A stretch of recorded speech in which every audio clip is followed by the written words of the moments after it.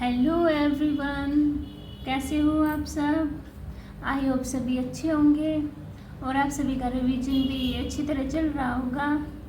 तो यहाँ पर हम एस्टेट में जो हमारे पीआरटी, टीजीटी या फिर पीजीटी या फिर एनी अदर जो हमारा टीचिंग एग्ज़ाम होगा जिसमें हमारी साइकोलॉजी आएगी, सीडीपी क्वेश्चन, उसके हम यहाँ पर model test paper wise question practice कर रहे हैं। अगर आपने अभी तक मेरी लास्ट वीडियोस नहीं देखी है तो चैनल पर जाकर देख लीजिए। ये वीडियो आपके लिए बहुत ही ज़्यादा बेनिफिशियल होंगे। ठीक है, तो चलो स्टार्ट करते हैं अपना आज का न्यू मॉडल टेस्ट पेपर। तो फर्स्ट क्वेश्चन से स्टार्ट करते हैं। क्या दिया फर्स्ट क्वेश्चन में, पियाजे द्वारा दिए गए संज्ञानात्मक विकास के सिद्धांत में निम्नलिखित में से कौन सा विकास प्रमुख काल नहीं है। यानी कि जो पियाजे ने अपना संज्ञानात्मक विकास दिया था सिद्धांत में, दोनों में से कौन सा नहीं है। संवेदी प्रेरक स्थिति ये तो थी, पूर्व संक्रियात्मक अवस्था यानी कि पूर्व परी ऑपरेशनल स्टेज ये भी थी, और फॉर्मल ऑपरेशन औपचारिक प्रचालन ये भी था, पर साइक्लिक स्टेज यानी कि चक्रीय चरण ये हमारा जीन पियाजे ने नहीं दिया था। तो सी ऑप्शन क्या हो गया मेरा, राइट हो गया। ठीक है, अभी सेकंड क्वेश्चन देखो। जब कोई व्यक्ति सूचनाओं को संसाधित कर रहा होता है तो मस्तिष्क में चलने वाली मानसिक गतिविधि कहलाती है अधिगम, मानसिक कल्पना, विचारण, संकल्पना। यानी कि जब कोई व्यक्ति सूचनाओं को संसाधित कर रहा होता है तो मस्तिष्क में चलने वाली मानसिक गतिविधि कहलाती है, क्या कहलाती है, विचारण। यानी कि सेकंड का सी ऑप्शन क्या हो गया मेरा, राइट हो गया। ठीक है, अभी थर्ड क्वेश्चन देखते हैं। निम्नलिखित में से कौन सा संज्ञानात्मक कार्य पद्धति के स्वस्थ स्तर को बनाए रखने में मदद करने के लिए उपयुक्त नहीं है। कौन सा नहीं है, क्रीड़ा में भाग लेना, क्रॉस वर्ड पहेली पर काम करना, आसीन जीवन शैली या फिर पठन करना। तो कौन सा होगा हमारा, क्या क्वेश्चन है, निम्नलिखित में से कौन सा संज्ञानात्मक कार्य पद्धति के स्वस्थ स्तर को बनाए रखने में मदद करने के लिए उपयुक्त नहीं है। कौन सा नहीं है, आसीन जीवन शैली। यानी कि थर्ड का सी ऑप्शन क्या है मेरा, राइट हो जाएगा। अभी फोर क्वेश्चन देखिए। जीवन अस्तित्व के संघर्ष और उत्तरजीविता की एक सतत प्रस्तुत करता है। ये किसके द्वारा कहे गए थे, तो ये किसने कही थी हमारी ये लाइन, डार्विन ने, शेफर ने, जर्सेड ने, स्पेंसर ने। क्या लाइन थी हमारी, जीवन अस्तित्व के संघर्ष और उत्तरजीविता की एक सतत प्रस्तुत करता है। ये शब्द हमारे डार्विन ने कहे थे। ठीक है, यानी कि फोर का ये ऑप्शन क्या हो गया मेरा, राइट हो गया। अभी फाइव क्वेश्चन देखिए। शिक्षा के तीन प्रमुख आधार हैं, कौन कौन से हैं शिक्षा के तीन प्रमुख आधार, शिक्षक, छात्र, पाठ्यक्रम। सिद्धांत, शिक्षण, उद्देश्य। शिक्षा, क्रियाविधि, शिक्षक, महत्व, शिक्षक, वस्तुनिष्ठता। तो शिक्षा के तीन प्रमुख आधार कौन कौन से हमारे, शिक्षक, छात्र और पाठ्यक्रम। यानी कि फिफ्थ का ये ऑप्शन क्या हो गया मेरा, राइट हो गया। अभी सिक्स क्वेश्चन देखिए। डिसलेक्सिया कहते हैं, किसको कहते हैं डिसलेक्सिया, पढ़ने में कठिनाई, गणित समझने में कठिनाई, वर्तनी लिखने में कठिनाई, प्रतिस्पर्धा में कठिनाई। तो डिसलेक्सिया किसको बोलते हैं, पढ़ने में कठिनाई यानी कि रीडिंग स्किल। ठीक है, सिक्स का ये ऑप्शन क्या है मेरा, राइट हो गया। अभी सेवन क्वेश्चन देखिए।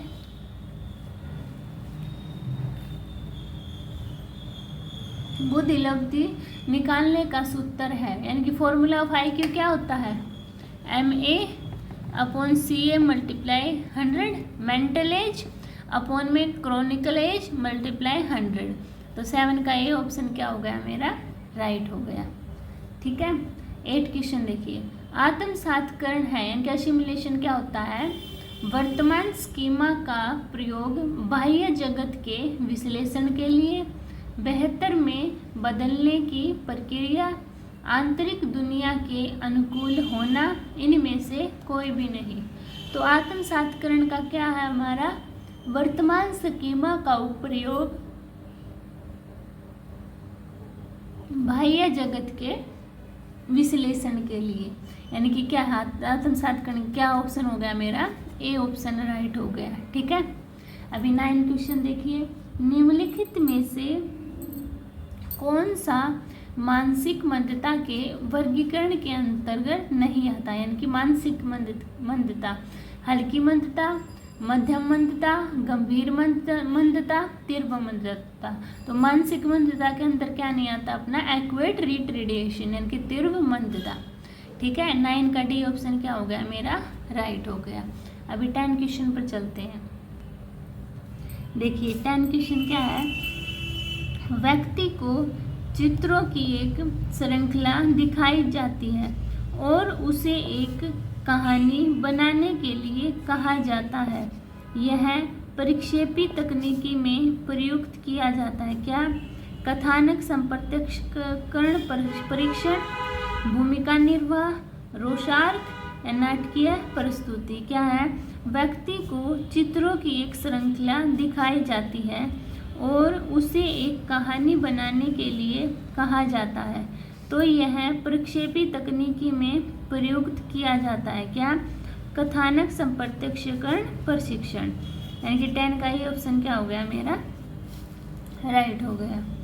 11 देखिए, निम्नलिखित में से कौन सी व्यक्तित्व का आकलन करने के लिए एक व्यक्तिगत विधि नहीं है।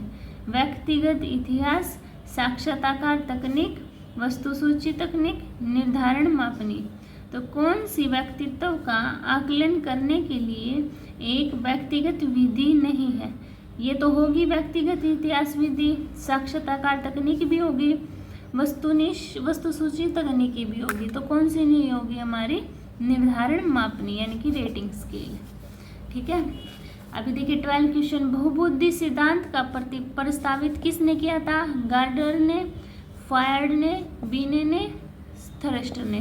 तो हार्वर्ड गार्डनर ने हमारा बहुबुद्धि सिद्धांत दिया था। ये क्वेश्चन इंपॉर्टेंट है आपका। ठीक है,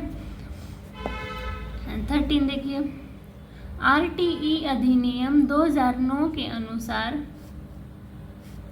निम्नलिखित में से किस प्रमाण पत्र के बिना कोई भी विद्यालय स्थापित नहीं किया जाएगा।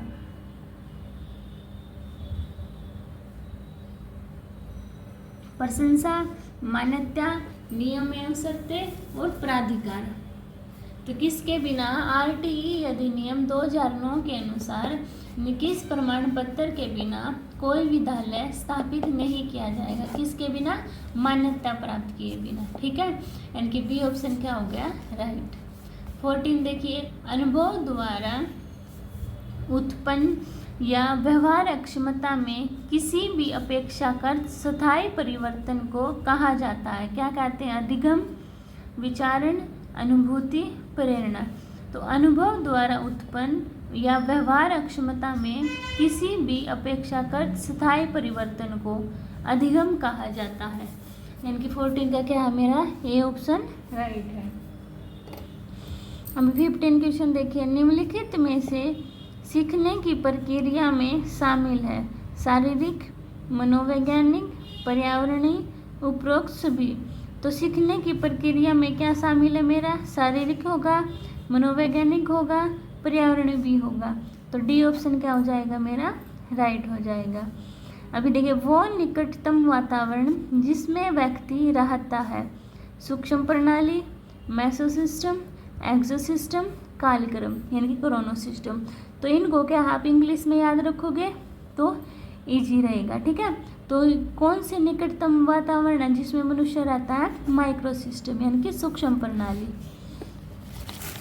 ठीक है, अभी 17 क्वेश्चन देखिए, आरटीई अधिनियम 2009 शिक्षकों के लिए प्रति सप्ताह कितने घंटे काम करने का निर्देश देता है। 40 घंटे, 45 घंटे, 42 घंटे 48 घंटे। तो RTE अधिनियम 2009 शिक्षकों के लिए प्रति सप्ताह कितने घंटे काम करने का निर्देश देता है? कितने घंटे? 45 घंटे। ठीक है। 18 क्वेश्चन देखिए, निम्नलिखित में से कौन व्यक्तित्व का जैविक निर्धारक नहीं है?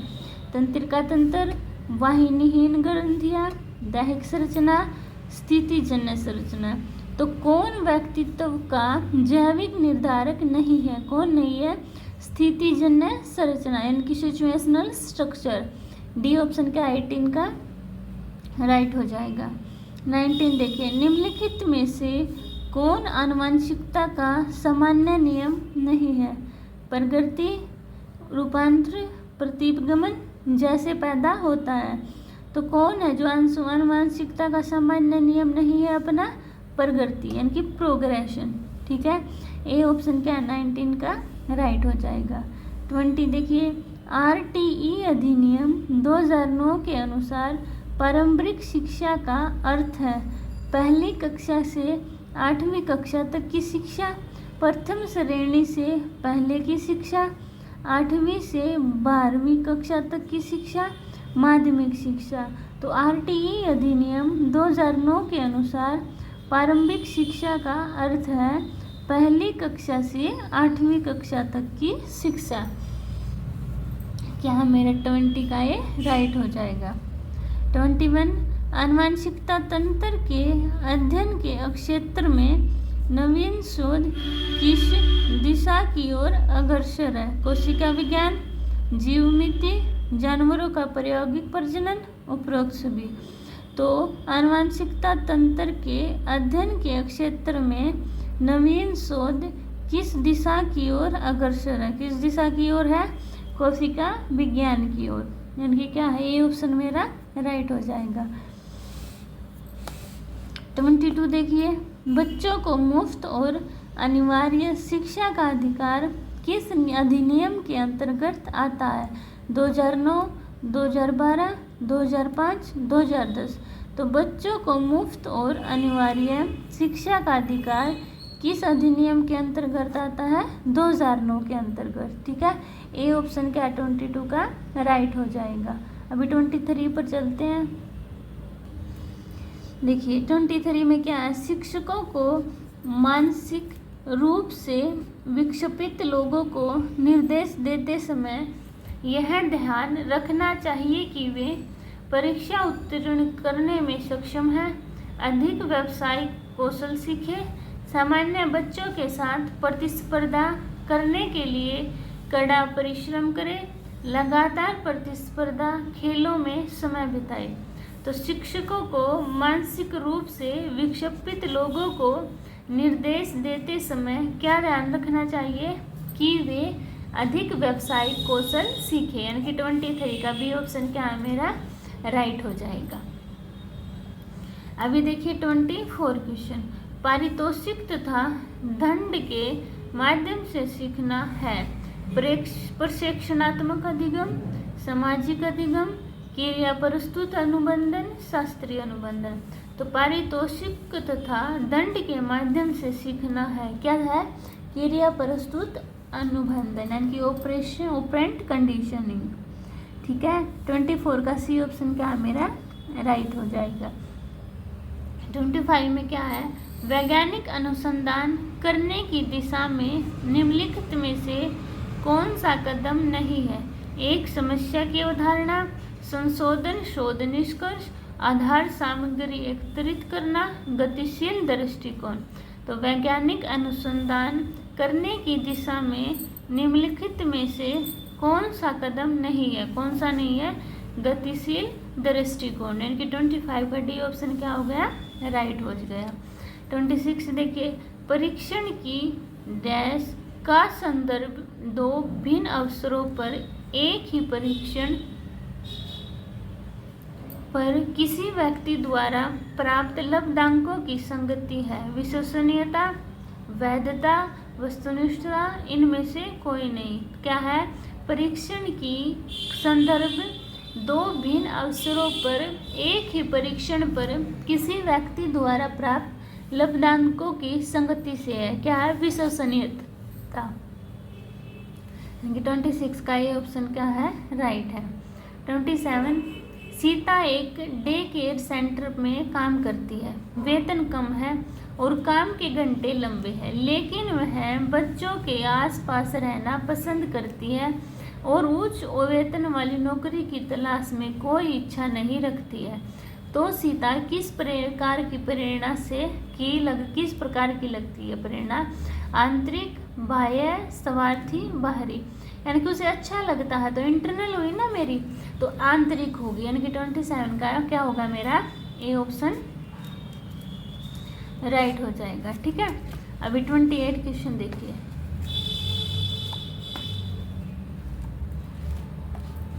क्या है 28 क्वेश्चन में?